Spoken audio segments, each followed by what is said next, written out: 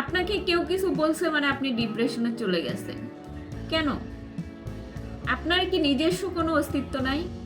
যে আমি কেন অন্যজনের কথায় বা অন্য কোনো সিচুয়েশনের জন্য আমি নিজেকে দায়ী করব, নিজে ডিপ্রেশনে চলে যাব। এটা হলো কেন, এটা হলো না কেন, এটা হওয়া উচিত ছিল না, এগুলা ব্যাপার কোনো ব্যাপারই না।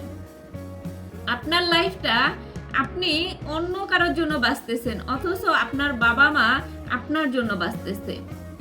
আপনি আপনার বাবা মার চিন্তা করতেছেন না, অথচ অন্য জনের চিন্তা ঠিকই করতেছে। যে বাবা মা আপনাকে এত বড় করে তুলছে, জন্ম দিয়েছে, সেই বাবা মার চিন্তা করেন না।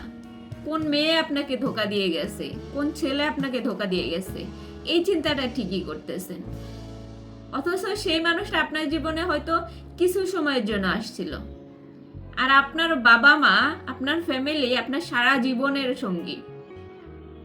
যারা কিনা আপনাকে জন্ম দিয়েছে, আপনাকে মানুষ করতেছে, আপনার পিছনে টাকা খরচ করতেছে, তাদের কথা আপনার একবারও মনে হয় না।